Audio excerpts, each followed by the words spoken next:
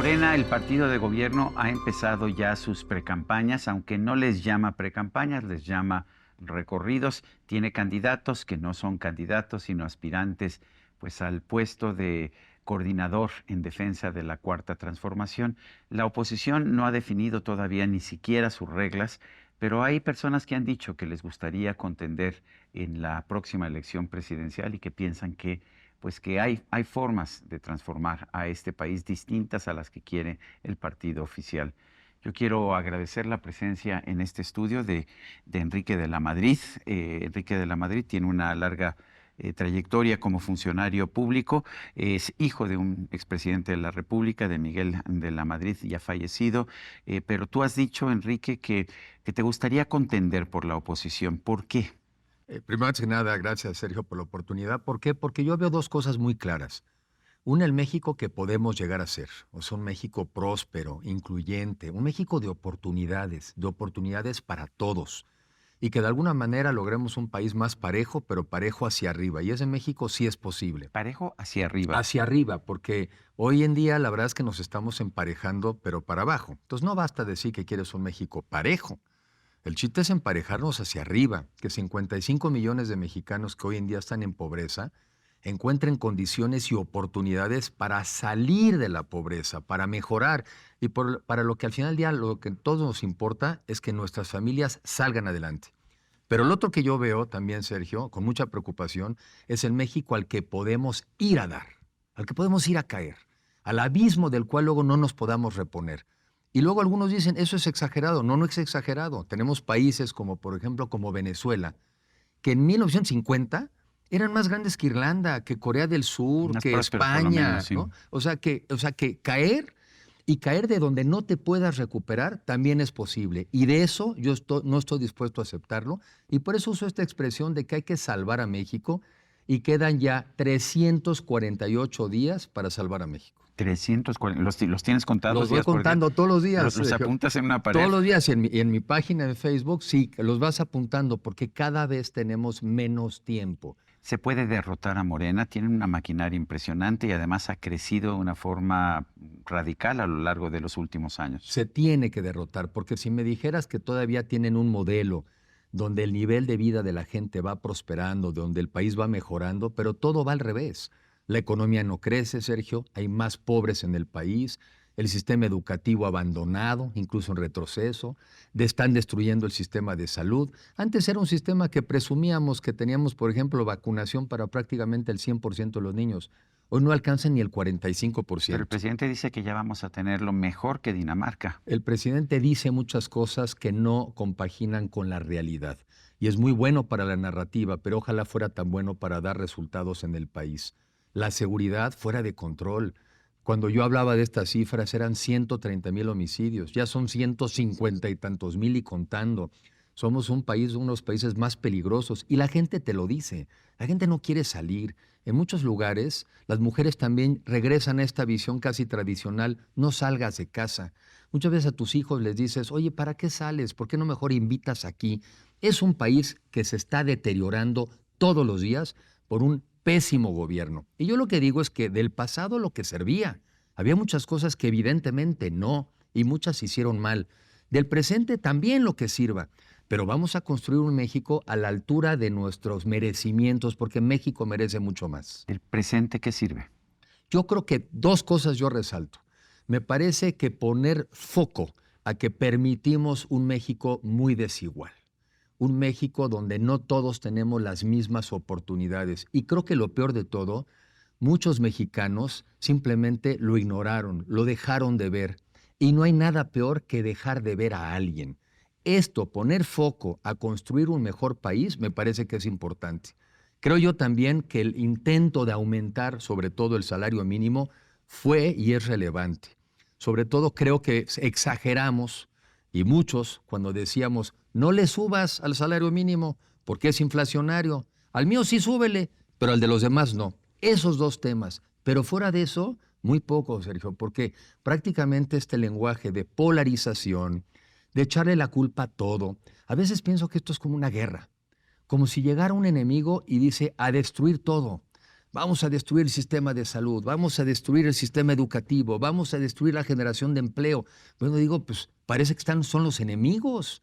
Por eso digo que el gobierno de la oposición está en Morena. Los enemigos son los neoliberales. Ya, por ejemplo, cooptaron a la UNAM. La UNAM es una institución neoliberal. No sé, otras instituciones educativas, la Universidad de Guadalajara, la Feria Internacional del Libro de Guadalajara, ¿son ya instituciones neoliberales? Yo no creo en esta, digamos, visión, a mi juicio, simplista y dañina, ¿no? De buenos y malos, liberales, conservadores. Yo creo que lo que tenemos que construir es un país de oportunidades. Y ahí sí, cada quien, a partir de ahí, de su esfuerzo, que llega a ser quien quiere ser. Pero, por ejemplo, hoy te dicen muchos, Sergio, muchos ya no están viendo a la educación como lo que era antes, el principal factor de movilidad social. Porque muchos dicen, si es que llego a estudiar, cuando salgo del trabajo no tengo acceso de la educación al empleo. No tengo acceso a un empleo digno, ¿sí? Entonces tenemos que volver a que la educación sea el principal factor de movilidad. Ahora, la tasa de desempleo es la más baja que hemos tenido. Las cifras del Seguro Social muestran que se han creado pues una cantidad muy importante de empleos formales, por lo menos después de la pandemia. ¿Qué opinas de eso? Nada que ver con lo que podríamos y debiéramos de estar generando. A ver, los primeros 4 años de esta administración, el crecimiento económico fue cero, cero. Y muchos dicen, oye, pues es que hubo COVID, ¿no te enteraste que hubo COVID? Digo, no, sí me enteré. Y en Colombia también hubo COVID y mientras tanto crecieron 14%. Hoy la economía, este año estará creciendo, no sé, 1,5%, pero ya para cuando le sume 5 años de esta administración, será el crecimiento más bajo por lo menos de los últimos 40. Y criticaban que 2,5 era poco. No importa, no, ya no vamos al pasado. Esta economía tiene que crecer más para que cada uno de los mexicanos podamos tener un empleo y sobre todo bien pagado, Sergio. Porque ya México no puede competir por salarios bajos.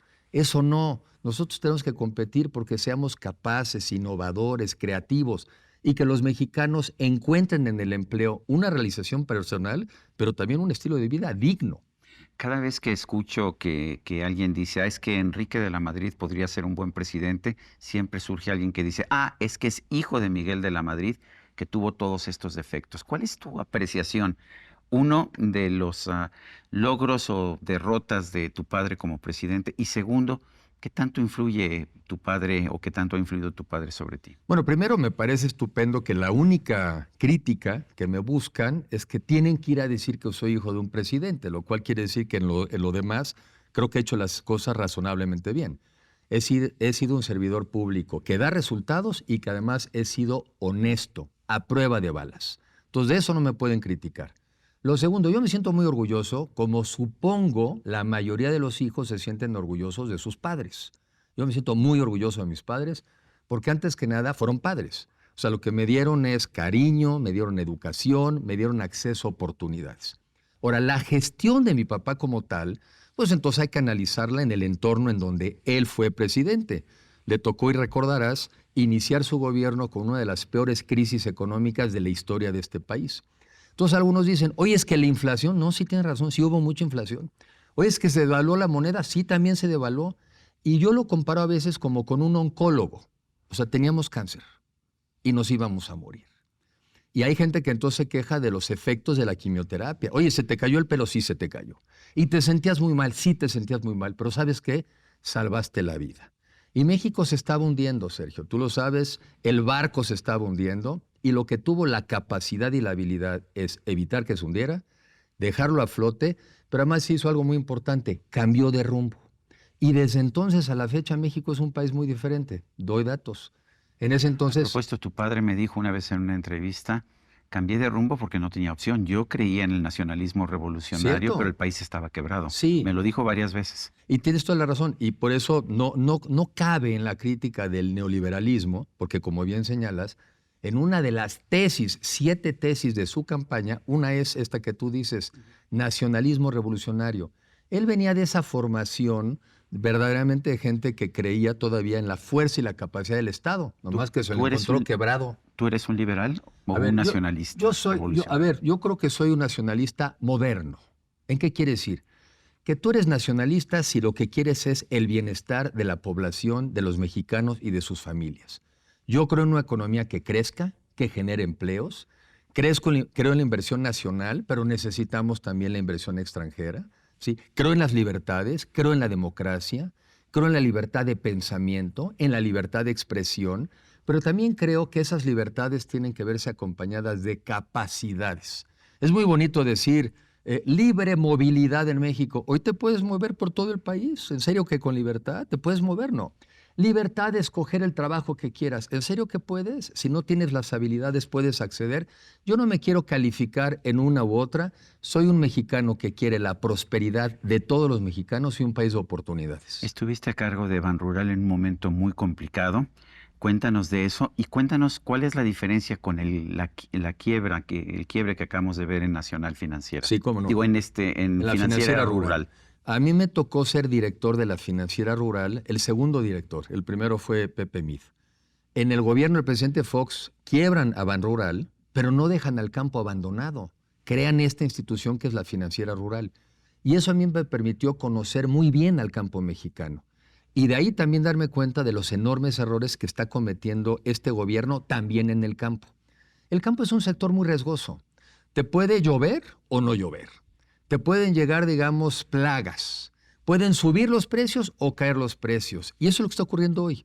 Que cuando cayeron los precios del maíz y de otros, digamos, de otros bienes, pues ya no teníamos el sistema que teníamos antes de coberturas, de agricultura por contrato. Y otra, cuando yo estaba en un banco, el que hubiera estos esquemas de agricultura por contrato permitían que yo les prestara dinero.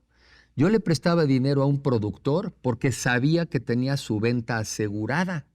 O yo le prestaba dinero a un comprador porque sabía que me iba a devolver el dinero porque podía comprar. Esa certeza ya no existe. Ya no existe porque quitaron todos los apoyos de la comercialización al campo y los muy ineptos quebraron a la institución de la Financiera Rural. La quebraron. Porque llegan sin saber, sin conocimiento, con prejuicios. Todo lo del pasado estuvo mal. ¡Qué ignorancia! A ver, nosotros mexicanos hemos venido construyendo este país con sus fortalezas y sus debilidades, pero somos una parte de la historia del país y lo que nos toca es seguirlo construyendo. Esta visión tan primitiva de que todo lo que se hizo antes estuvo mal es una verdadera. Primero, es mentira. Y segundo, es un acto de ignorancia supino, ofensivo. Qué mal se ven. Y lo que pasa es que todo lo que hacen ahora lo hacen peor, lo cual en parte refleja que no todo lo que hicimos antes venía tan mal. ¿Cómo ves al PRI? ¿Cómo ves al PAN? ¿Cómo ves la posibilidad de esta alianza entre estos dos partidos ahora de oposición? Que es una necesidad y eso yo lo veo bien. Ningún partido político, y Sergio, tiene los tamaños, ninguno, ni Morena, para poder competir solo. A nadie le alcanza. A nosotros tampoco. Entonces, por eso nos tenemos que juntar. ¿A nosotros sigue siendo priista? Sí, a ver, yo... A pesar de tus diferencias con Alejandro Moreno. Bueno, sí, soy priista, pero soy ciudadano. Entonces también digo, a nosotros no nos alcanza, porque no le alcanza al PRI, ni al PAN, ni al PRD, ni a los ciudadanos nos alcanza solos. Entonces, por eso tenemos que ir en alianza. Pero eso tiene sus ventajas. ¿Cuál es una de ellas? Que tenemos que buscar los puntos fundamentales de coincidencia. Yo desde hace muchos años le veía un defecto a la democracia, que es que alguien con el 26% de la votación se llevaba todo. Y yo creo que nosotros vamos hacia un país, en este caso de un gobierno de coalición, ni nadie gana todo, ni nada pierde todo. ¿Pero para qué? Que no quiero perderme en esto. Para resolver los problemas de los mexicanos. Para que la educación vuelva a ser el principal factor de movilidad. Para que un joven que estudia reciba una beca y el que estudia más beca. Para que puedas volver a acceder y tú puedas escoger en un sistema de salud universal, puedas escoger a tu médico familiar y médico de cabecera.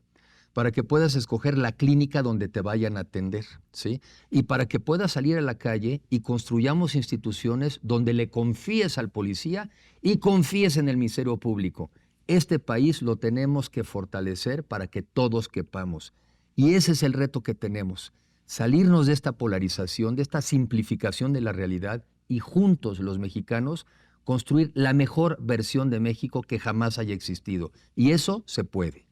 Enrique de la Madrid, siempre es un gusto conversar contigo. Gracias por la oportunidad, Sergio. Y a usted, amigo, que al vernos y escucharnos hace posible este programa, se lo agradezco también. Esto es todo por hoy, pero no se lo olvide. Nos vemos la próxima.